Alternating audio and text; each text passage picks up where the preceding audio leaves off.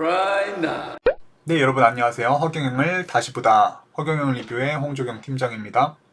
우리는 여전히 흔히 얘기하죠. 사는 게 힘들다, 어렵다, 형편이 넉넉지 못하다.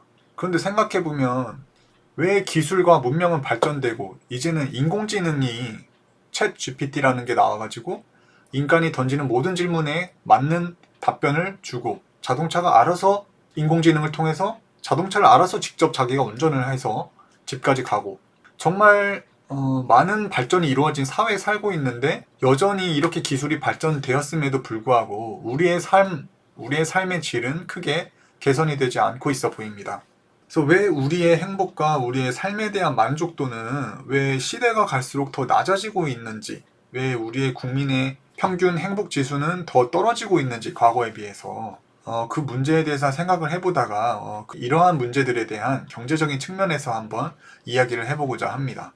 자, 보시면 이거는 국가혁명당의 홈페이지에 들어와 있던 사진입니다. 우리 신인 허경영 총재님께서 이렇게 나와 계시고 국민배당금 지급, 가계부채 탕감이라는 슬로건으로 이제 활동을 하셨죠. 자, 그래서 보면 지금 전 세계에는 모든 인류가 먹고 살고 넉넉하게 살 수 있는 충분한 양의 돈이 이미 있습니다.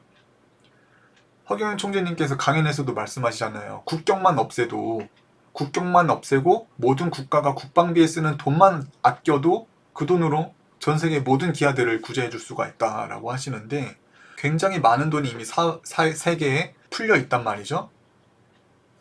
하지만 왜 이렇게 여전히 부의 격차는 심화되고 심지어 한 국가 안에서의 빈부의 격차도 심화되고 국가와 국가 간의 그 빈부 격차는 정말 말할 것도 안 되죠. 어디는 깨끗한 물 하나 먹지 못해가지고 굶어 죽고 목말라서 죽어가는 아이들이 있는 반면에 어디는 음식물 쓰레기 문제 때문에 골머리를 썩는 그런 나라들도 있고 그날 한 해 농사가 망치면 그 농산물을 그냥 다 어딘가에 폐기 처분해버리는 그런 일들도 있고요. 자, 그래서 보면은 전 세계 인구를 이 동그라미라고 볼 때 그 중에서 가장 부유한 최상위층 1%가 있습니다. 이 커다란 원에서 이 1%에 해당하는 최상위 계층이 보유하고 있는 부가 어느 정도이냐 그래프를 봤더니 무려 46%에 이른다고 합니다. 이렇게 적은 비율의 인구가 이렇게 많은 양의 부를 가지고 있다는 것입니다. 자, 보시면 전 세계 부의 0.5%를 이만큼의 비율의 사람들이 나눠 가진다고 합니다. 대략 20%, 전 세계 20%의 인구가 전 세계 부의 0.5%만을 가지고 있다는 것입니다. 전 세계 1%의 부를 이만큼의 사람들이 이만큼의 최하위층이 가지고 있고요.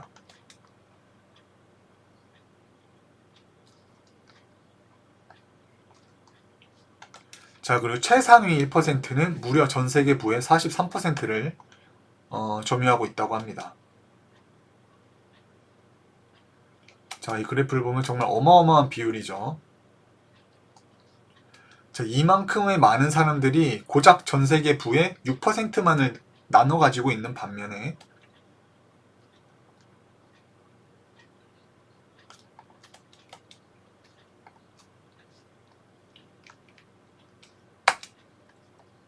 이건 전 세계에서 가장 최고의 부자의 300명이 소유한 부가 나머지 전 세계 인구의 30억 명이 가지고 있는 부와 동일하다고 합니다. 300명이 가진 자산이 무려 30억 명의 자산을 합쳐야지 같아진다고 합니다. 이 그래프만 보더라도 얼마나 이 최상위 사람들이 가지고 있는 부의 규모가 어마어마한지를 알 수 있는 거죠. 여기서 예를 들어 이 반만큼만 잘라서 이 밑에 나눠주더라도 이 사람들에겐 얼마나 이게 큰 도움이 되겠냐고요. 거의 여기는 그냥 완전 잔디 수준의 높이면은 여기는 완전 그 엠파이어 스테이트 빌딩처럼 이렇게 굉장히 높게 치솟아 있죠. 물론 지금 우리가 자본주의, 자유시장에 살고 있다고 하더라도 이 모습은 너무나 부자연스럽고 너무나 비대칭적이다라고 밖에 볼 수가 없는 모습입니다. 그래서 왜 우리의 삶이 이렇게 기술이 발전되고 시대가 좋아짐에도 불구하고 우리의 삶은 왜 어렵느냐 생각해 보면 이 기술이 발전되고 시장이 커지고 경제가 커지는 것에 대한 혜택을 이 밑에 있는 어려운 사람들이 아닌 중산층도 아닌 최상위 계층들이 대다수 많은 부분을 혜택을 보고 있기 때문에 나머지 사람들에게 다가오는 어떤 경제 발전이나 여유로움, 부유함은 상대적으로 빈약할 수밖에 없는 것이라 보입니다. 자, 그래서 아무리 자유시장주의라고 하지만 이 부의 분배가 너무나 잘못 이루어지고 있다라는 것은 이 하나의 그래프만 보더라도 너무나 잘 알게 되는 것 같습니다. 케인즈나 하이에커가 만들어낸 이 경제, 이 미시경제나 거시경제가 결국은 여러분들한테 도움을 못 주고 이상하게 가면 갈수록 목마른 거야, 마약처럼. 맞아요. 아니 옛날보다 잘 살긴 잘 사는데 고민은 더 많이 늘어나 버려. 더 쫓겨. 그러니까 이게 운영을 잘못해서 그렇죠. 맞죠? 요걸 내가 바로 잡아주려고 하는 거야. 그러면은 지상에 낙원이 전개돼 버려요. 알겠죠? 그러니까 여기 그 이만큼 올라간 이만큼 돈을 가진 사람이 나머지 사람이 이렇거든. 70억 중에 1% 정도가 전 세계 돈의 97%를 가지고 있어요. 그래 안 그래? 그러면 요 놈을 낮추면 풍선 효과가 여기 올라가겠어 안 올라가겠어? 요 놈을 요 사람 걸 요만큼 낮춰버리면 이렇게 올라가겠지. 그죠? 그럼 전 세계인이 중산층이 되는 거야. 맞아요. 그런데 이 돈은 유대인들이 다 가지고 있어. 유대인들이 노벨상을 30% 휩쓸었죠. 자, 그래서 이렇게 높은 최상위층의 부를 조금씩만 잘라서 밑에 나눠주면은 풍선 효과로 인해서 나머지 사람들도 분명히 더 잘 살게 될 거다. 그래서 이것을 내가 바로잡아주기 위해서 왔다라는 말씀을 해주셨습니다. 그러면 잘 모르시는 분들은 그러면 이게 공산주의 아니냐라고 말씀하실 수 있는데, 공산주의는 인간의 기본 욕구와 사유재산을 인정해주지 않는 그런 공산주의 제도는 경제 발전을 이룩할 수가 없고 생산성을 증대시키지도 않기 때문에 공산주의는 어떻게 보면 이 시대에서는 많이 도태된 사상이라고 하고, 허경영 총재님께서 주장하시는 거는 바로 이 부의 분배를 제대로 이루기 위한 국민배당금이죠. 그래서 상위 계층은 버는 만큼 국가에 더 많은 세금을 내고, 또 국가는 국가를 운영함으로써 벌어들인 그 모든 수익을 국민들에게 배당금으로 재분배하는 개념인 국민배당금 제도를 과거부터 창안하셔가지고 그동안 선거를 치르시면서 이제 간판 공약으로 내걸고 국민들에게 이것이 가능하다라는 사실을 굉장히 오랜 시간 동안 설득하시면서 알리는 시간을 가지셨습니다. 이 국민배당금이라는 개념은 정말 전 세계 어디에서도 지금 주장하는 사람이 없는 개념입니다. 자, 그래서 이렇게 국민배당금이 시행이 된다면은 국가가 국민들에게 매월 국가의 운영에 대한 일정 부분을 국민배당금 개념으로 이제 지급을 하는 거죠. 그럼 국민들은 국가의 주인으로서 합당한 권리, 내가 이 국가를 위해서 헌신하고 국가를 위해서 일하고 세금을 내고 이 국가의 일원으로서 활동하는 것에 대한 배당금을 받게 되는 거죠. 그럼 어떻게 될까요? 당연히 국민들이 국가에 대한 애국심이 생기지 말라고 해도 생길 수밖에 없죠.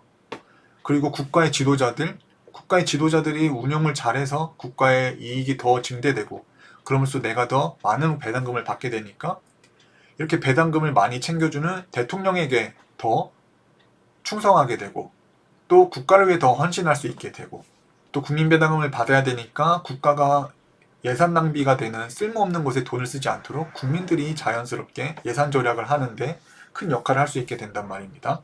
그렇게 되면은 근데 부자들은 억울할 수 있잖아요. 자기들은 돈만 많이 내고 뭐 자기들이 보는 혜택은 없으니까 라고 생각할 수도 있지만 허경영 총재님께서 고안해 주신 공약이 뭐죠? 부자들에게는 세금 포인트 제도를 적용해가지고 세금을 많이 낸 부자들은 거기에 맞는 대우를 받도록 뭐 세금이 많이 낸 부자들은 자동차 번호판을 바꿔주고 또 세금 포인트 제도를 적용해가지고 그 세금 포인트 제도를 자식들에게도 상속할 수 있게 해주고 재벌들이 세금 많이 내가 사업에가 낸 돈으로 네. 우리가 배당금을 한번 받아봐. 150만 원씩. 네. 재벌 차가 지나가면 전부 고개 숙여. 그 세금 포인트 제도 뭐 세금 번호판 포인트 이게 제도 해가지고 세금 많이 낸 이재용 같은 사람은 네. 자동차에 빨간 남바가 붙어 있어. 세금을 많이 낸 사람. 낸 사람은 세금 네. 포인트가 높은 사람은 자동차 남바가 빨간 색깔이야. 그 네. 차만 지나가면 전부 다 양보해 줘야지. 그러면 이제 재벌들이 세금 많이 내는 것을 다 포인트로 이제 개인도 네. 직장 다니면서 갑건세를 꾸준히 내면 세금 포인트가 네. 올라가. 오. 금액에 차이 없이 포인트가 올라간다니까. 꾸준하게 납세했다 이거지. 네. 그러니까 월급쟁이도 빨간 남바가 있어. 오. 와. 무슨 말인지 알겠지? 네. 월급쟁이도 빨간 남바가 있다면 액수 제한이 아니고 네. 세금을 정확하게 납부를 제대로 했느냐 네. 요거에 대해서 빨간 남바가 나중에 나오는 거야. 그 공로가. 와. 예? 네. 그러니까 세금 포인트 제도. 그러면, 세금 포인트가 높은 사람은 네. 높다는 건 액수가 높다는 것도 있지만 네. 세금 납부 실적이 좋은 사람은 빨간 남바 국가의 세금 영웅으로 세금 칭호해주고 영웅, 네. 세금 납부자들이 세금 영웅들이 들어가는 묘자리가 따로 만들어. 와. 국립묘지. 국립묘지. 네, 국립묘지에 네. 세금 아주 납부 실적이 우수한 사람들은 그걸로 가게 돼 있어. 그걸 아주 특별 대우를 해주는 거지. 네. 국립묘지. 사실 이래야 사람들이 세금 낼 맛이 나죠. 정말 그렇겠어요. 네. 많이 내면. 지금 부자들은 어때요? 세금을 많이 내지만 자기가 뭐 어디서 거기에 대한 보람을 느끼나요? 국가에게 돈을 뺏긴다고만 생각하고 그 사실을 아무도 알아준다거나 인정해준다거나 뭐 감사해주는 사람이 없는데, 만약에 국민배당금 제도가 시행이 된다면은 부자들은 세금 내면 그만큼 국가에서 인정해주고 또 막 자동차 번호판도 바꿔주면서 국가에 이바지한 것에 대한 감사함을 표현하고, 또 국민들은 고소득자들에게 당연히 존경심과 감사함을 가지게 된단 말이에요. 자, 그래서 이 허경영 총재님께서 고안하셨던 국민배당금 제도는 굉장히 고차원적이고 국가가 마주하고 있는 다양한 사회적 현상들을 자연스럽게 해결하고 예산의 낭비도 줄이고 국민들을 화합시킬 수 있는 굉장히 고차원적이고 높은 차원의 공약이라고 볼 수가 있겠습니다. 유대인들은 파이를 자를 때 누가 잘라요? 이런 빵을 하나 줄 때, 케이크를 자를 때 유대인들은 누가 잘라요? 가족이 모였을 때 제일 큰아들이 잘라요. 큰아들이 5등분을 내는 거야. 그래, 큰아들이 자르고 큰아들이 논아주면 공평해 안 해? 공평하지 않아요. 대한민국 정치가 그게 문제야. 큰아들이 잘랐으면은 막내아들이 그거를 먼저 논아주게 해야 돼. 맞아요. 그러면 큰 거를 형님한테 줄까 안 줄까? 막내아들이 줄 때는 공평해지는 거야. 맞아. 큰아들은 자기도 모르게 지가 먹을 걸 크게 잘라버려. 맞아요. 그러고 지가 놀아주면 그게 공평해 안 해? 불공평해지는 거야, 아무리 양심적인 사람도. 그래서 권력자가 직접 손에 예산을 자기 돈으로 자기가 예산을 주면 안 되는 거야. 맞아요. 예산을 기획하는 부서와 예산을 논아주는 부서와 다 달라 안 달라? 그 다르게 해놓은 거예요. 왜? 공정성 때문에. 교회 장로가 지 맘대로 예산 짜고 지 맘대로 집행하고 이러면 부정이 있어 없어요? 있어요. 자, 목사가 계획을 짰다. 그러면 장로가 확인하고 감사하고 그 다음에 그 밑에 집사가 집행하고 이렇게 해야 되는 거예요. 맞아요. 위에 우두마리가 목사님이 다 계획 짜고 목사님이 다 집행하고 이러면 사람들이 조금 의심을 할 수가 있어. 이와 같이 내 말은 이와 같이 우리는 이 파일을 자 3등분을 딱 냈는데 큰아들이 자를 때 요게 좀 크게 잘라. 맞아요. 그리고 지가 잘라놓고 지가 요걸 딱 먹고 요걸 동생들 논아주면 싸움이 나는 거야. 그래서 큰아들은 분할만 시켜놓고 막내아들이 논아주면 싸움이 안 나겠죠? 이게 정치예요. 이게 정치입니다. 위에서 예산을 딱 배정해놨으면 그 예산 집행부서는 따로 있어야 돼. 그런데 해외에다가 자본 투자하는 걸 포항제철 보니까 정부에서 보니까 산자부 저거가 예산 만들어 놓고 저거가 집행해. 그리고 저거가 그거 다 관리해. 그러니까 그 부조리가 있던가 없던가요? 몇십조가 달아났다 막 국민들이 이러잖아. 그래 안 그래요? 절대 문제가 있는 거야. 자기들이 가서 알아보고 자기들이 가서 계약하고 자기들이 취소시켜버리고 자기들이 손실로 처리해버려. 맞아요. 나는 현대자동차뿐만 아니라 대한민국 대기업과 모든 사람들, 정부 이 파일을 자르는 법에 실패했다고 보는 거야. 맞아요. 네. 여기서 나는 이것을 우리 국민들 배당을 먼저 주겠다는 거야. 맞아요. 돈을 국가가 세금을 딱 걷어들이면 여러분이 가져갈 것부터 먼저 국민 배당금을 쫙 놓아주겠다 이거야. 맞습니까? 에? 대통령이나 정치인들이 국가 예산을 지금 먼저 써 안 써? 먼저 써버리고 우리한테는 10원도 안 돌려줘요. 그래 안 그래? 지금 예산 만들어 놓고 지금 다 가져가 버려. 근데 나는 대통령이 되면 위에서 예산 국회에서 만들어 놓으면은 국민들한테 그 돈을 먼저 싹 배당을 줘. 그게 한 사람당 국가에 맡긴 돈이 1회 얼마입니까? 13억. 잊어버리지 마세요. 우리나라는 중산층이 아닌 사람 한 명도 있어 없어요? 국가에 맡긴 돈이 13억인데 우리나라 사람이 중산층이지 다. 그래 안 그래?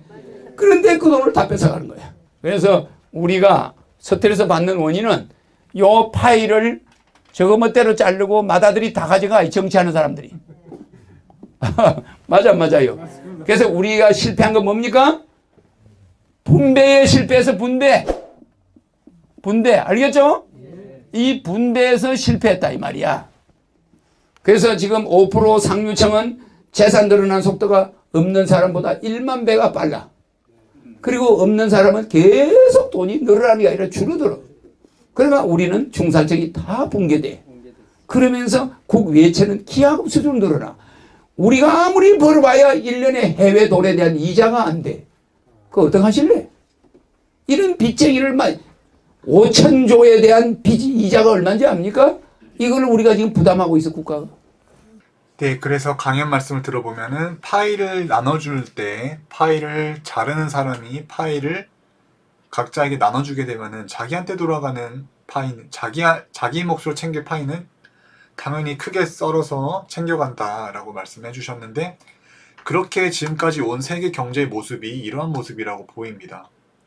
자, 이렇게 큰 부를 축적한 사람들의 힘에 의해서 정부의 정치인들이 움직이고 자신들을 위한 시스템을 잡아가면서 자기들의 배를 더 채우는 거죠.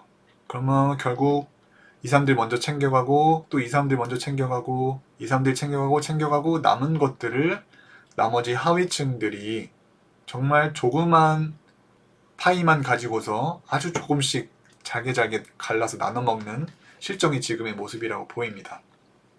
자, 그래서 허경영 총재님께서는 이것을 국민배당금 제도로 바로잡겠다라고 말씀해 주셨는데, 이거는 비단 국내뿐만이 아니라 이제 전 세계에서 아마 나중에는 국민배당금 제도가 시행이 되겠죠. 미국에선 미국대로의 미국의 국민배당금이 지급이 되고, 한국에서는 한국의 국민배당금이 한국 국민들에게 지급이 되고요.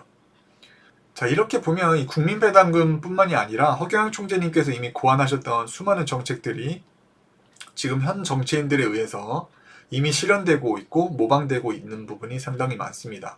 이미 과거에 주장하셨던 출산수당이라든지 연애수당 같은 거는 이미 정부에서 또 혹은 지자체에서 이미 그와 같은 방식으로 지급이 되고 있습니다. 과거에 국민들에게 돈 줘야 된다고 말씀하셨던 게 그 당시 손가락질 받고 비난받았었는데, 이제 와서는 모든 지자체들이 아이를 낳은 부모들에게 돈을 주고, 그리고 미혼 남녀들을 모아가지고 이제 그 사람들끼리 번호를 주고받고 레크레이션도 하면서 만남의 장을 만드는 그런 공약들을 하고 있더라고요.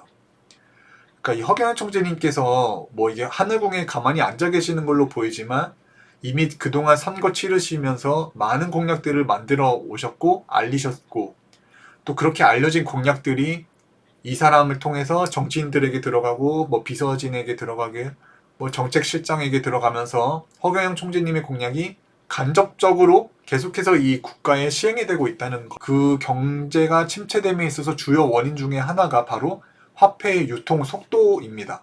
화폐의 유통이 얼마나 활발하게 시장에서 이루어지고 있냐는 것이죠.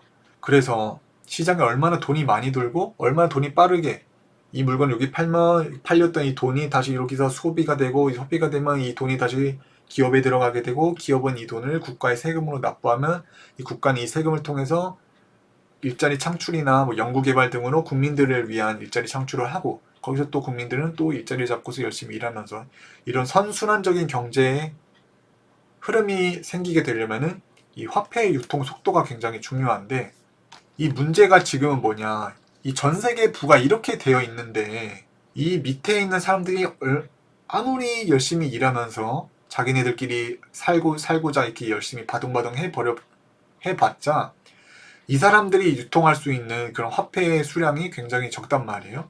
반면에 이 최상위층들이 거머쥐고 있는 부의 규모는 너무나 어마어마하기 때문에 이 사람들이 어떤 자산 시장에 이렇게 참여하게 되면은 거기에 향방에 따라서 이 전체 시장의 흐름이 다 달라져 버리게 되고, 또 이 많은 돈들을 전 세계에 아주 극소수가 가지고 있다 보니까 이 돈이 시장으로 돌지가 않게 되는 것이죠. 여기만 계속 돈이 쌓이고 밑으로 돈이 내려갈 일이 거의 없는 거란 말이에요. 자, 여기는 또 다른 그래프인데 전 세계 1%가 무려 46%의 부를 차지하고 있고, 전 세계 하위 55%가 전 세계 부의 1%만을 점유하고 있다고 합니다. 그러니까 얼마나 이 부의 구조가 잘못 이루어지고 있는지 보이는 구조이죠. 그런데도 이러한 문제에 대해서 심각하게 고민하고 문제를 제기하고 해결법을 논하는 정치인들은 없단 말이에요. 요만큼의 요렇게 작은 부분의 사람들이 41%의 부를 차지하고 있다. 피라미드 모양에서. 그리고 이만큼의 넓은 면적의 전 세계 인구 중에 이렇게 많은 사람들이 고작 3%의 부를 점유하고 있다는 것입니다.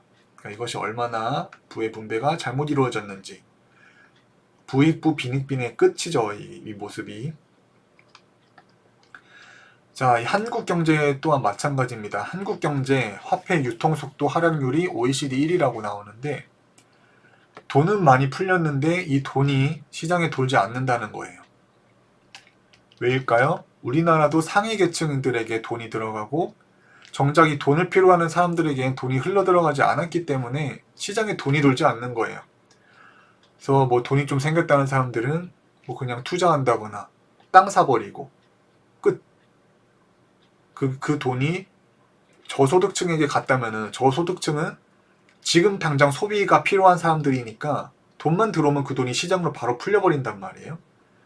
그러니까 정작 이 어려운 사람들에게 돈이 가야지 경제가 활성화가 되는데, 지금 이 구조상으로는 돈을 주면은 위에에서 이미 다 먹어버리고 밑에 떨어지는 돈은 별로 없다.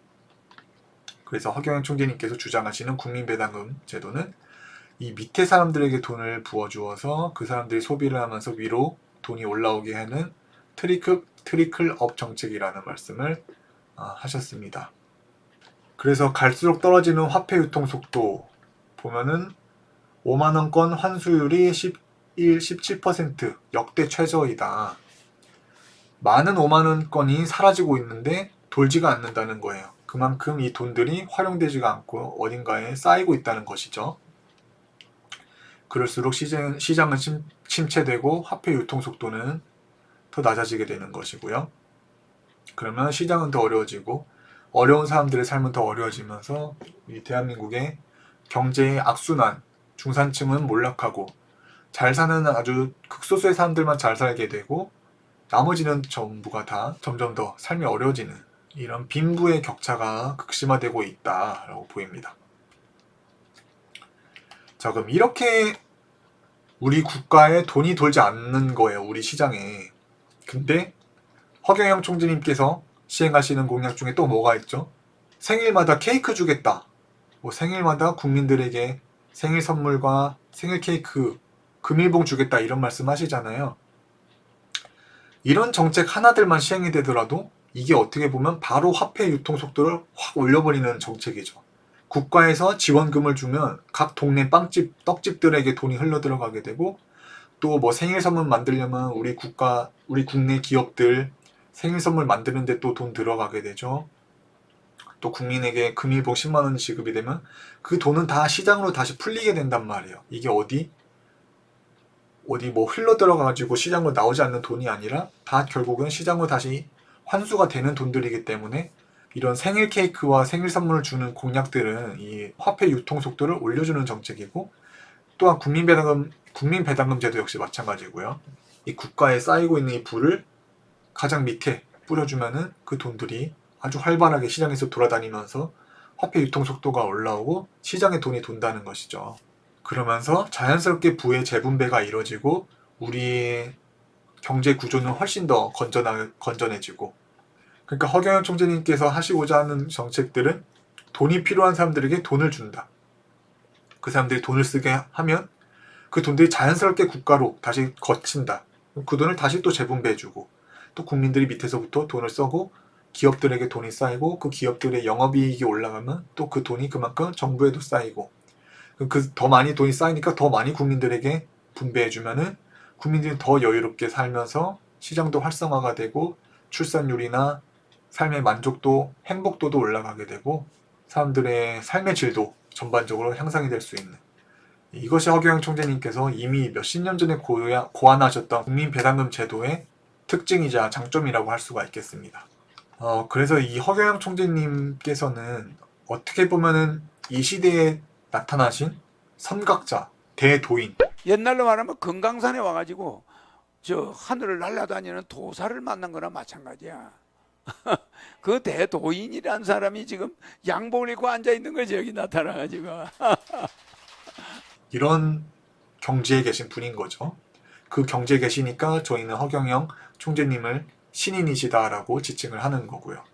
왜냐면 이렇게 고차원적인 정책을 마련한 사람도 못 봤고, 그러면서 이런 종교적인 어떤 가르침과 인간들의 삶에 대한 교훈을 주시는 것도 못 봤는데, 그러니까 세계 최고의 강연을 하시면서 또 정치가로 활동하시고 또 연예인같이 가수로 앨범 활동도 하시고 뭐 무대에서 공연도 하시고, 그래서 하늘궁이라는 이 조직을 아무것도 없던 상황에서 이렇게 거대한 수많은 사람들이 매주 몰려오는 이런 성지로 만들어 가시는 이런 모든 모습들을 보면은, 아, 이분은 그 전에 없던, 정말 우리가 그동안 경험해보지 못했던 경지에서 오신 분이구나.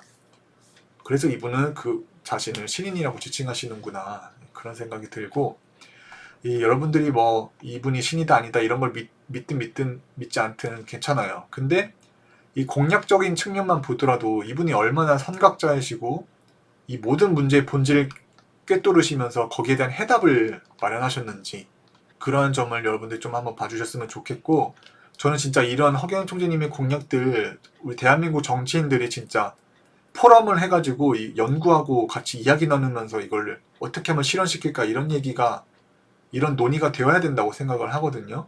이 허경영 총재님의 공약 정말 이 전 세계인들이 알게 되면은 정말 놀라 자빠지고, 학자들이 막 몰려와서 이게 가능하냐 안 가능하냐 어떻게 해야 되냐 뭐 이런 거를 막 활발하게 논의를 해도 모자랄 정도로 정말 높은 레벨의 공약들인데, 다만 이 대한민국의 정치, 대한민국 국민들의 의식 수준이 아직까지는 그 정도에 못 미치다 보니까 허경영 총재님께서 아직 여전히 너무 많이 고생을 하시고 있는 걸로 보여요. 그래서 우리라도 이러한 허경영 총재님의 진가, 이분이 얼마나 뛰어나신 분이고 얼마나 이 국가를 위한 이 제도의 문제점에 대해서 뛰어난 통찰력으로 이 해답들을 마련하셨는지를 많이 여러 사람들에게 알리면 좋겠습니다. 제가 그동안 봐온 바로는 이 한국 사람들이 유독 자기 옆에서 잘 되는 걸 굉장히 싫어하는 것 같아요. 우리 동네에 맨날 보던 옆집 살던 사람이 갑자기 성공했어. 갑자기 땅을 사면 배 아프다. 뭐 이런 말도 있잖아요. 저거 사기로 쳤을 거야. 쟤 분명히 뭔가 허튼 짓 해가지고 어디서 목돈을 마련해가지고 저런 거 했을 거야. 쟤는 저렇게 될 리가 없어. 막 이렇게 생각을 하는 그런 특성이 없지 않아 있는 것 같아요. 근데 웃긴 게 뭐냐면, 이런 우리가 외국에서 이제 인정받아서 들여오는 거에 대해서는 되게 선입견도 없고 되게 잘 받아들이고 되게 잘 인정하더라고요. 예를 들어서 뭐 우리나라에서 만약에 만든 의류 브랜드가 잘 돼요. 그러면 뭐 우리 국산이 잘 만들어 봤자지 뭐 이렇게 생각하는데, 외국에서 괜찮다 해서 사왔던 옷은 되게 있어 보이게, 오, 야, 그거 그 나라 거야? 야, 괜찮을 것 같은데? 막 이렇게 생각하는, 뭐가 그런 게 있어요. 그래서 외국에서 인정받고 오면은 사람들이 인정을 해주는데, 국내에서는 그걸 잘 안 해준다. 예를 들어 과거에 황우석 박사님이 미국에서 활동하시면서 거기서부터 논문 쓰시고 인정을 받으셨잖아요. 아마 국내에 오시면 바로 그거에 대해서 인정해주고 지원해줬을 거예요. 이런 귀한 사람이 왔냐면서. 근데 그분이 국내에서 활동하고 연구하다 보니까는 이제 뭐 이게 거짓이다, 이거 사기다라면서 밑에 부하 직원들이랑 막 말이 많고 결국은 막 사기꾼이라는 오명을 받았죠. 네, 그래서 그분은 결국은 나중에는 알고 보니까 미국으로 넘어가셔가지고 거기서 이제 연구 활동을 재개하고 계셨는데, 이런 것처럼 이 국가, 이 대한민국 안에서 인정을 받는 게 되게 어려운 것 같다. 근데 반면에 외국에서부터 인지도를 쌓고 외국에서부터 인정을 받기 시작하면은 국민들은 자연히 거기에 대해서 그냥 동요되고 자연히 그걸 받아들이는 그런 이상한 현상들이 있다. 예, 그래서 우리는 지금 이 시점에서는 이 허경영 총재님의 진가를 썩지 않는 불로유, 에너지, 과거 이분이 살아오셨던 어린 시절의 경험들, 믿기 어려운 이분의 과거사, 그리고 이런 공약들의 뛰어남까지, 이런 것들을 해외로 알려야 되는 시기구나라는 생각이 들어요. 또 허경영 총재님께서도 외국 사람들에게 많이 전파해서 알려야 된다는 말씀을 해주셨고요. 예, 그래서 저희는 물론 이 국내에서도 열심히 홍보 활동을 하지만 특히 요즘 들어서는 허경영 총재님의 에너지와 이분의 진가, 진짜 이 메시아라는 분이 이 세계에 나타나가지고 이런 다양한 제도를 가지고서 이 전 세계를 치유하려 한다는 사실을 전 세계 있는 사람들에게 많이 알려야 되는 시기가 왔다고 생각이 되고, 저 또한 이제 앞으로 더 글로벌하게 외국 사람들에게 많이 알리는 그런 활동을 하려고 합니다. 그래서 여러분들, 특히 해외에 계신 분들도 이런 썩지 않는 불로유에 대한 신비함, 뭐 축복을 받으니까 산소의 잔디가 썩지 않고, 뭐 분류를 마시니까 탈모가 치유되고, 뭐 장인으로 왔던 사람이 눈을 떠가지고 하늘공을 벗어나게 되는 이런 모든 놀라운 사실들을 주변에 많이 알려주시면서 전 세계 사람들이 이제 하늘공을 와가지고 그들의 영혼을 구원받을 수 있도록 활동해야 되지 않을까, 그런 생각이 들고, 국민배당금 제도를 시작했지만 어쨌든 홍보로 끝나게 됐네요. 그래서 이 대한민국과 이 전 세계의 부의 불균형을 잡기 위해서는 허경영 총재님께서 고안하셨던 국민배당금 제도가 필요하다.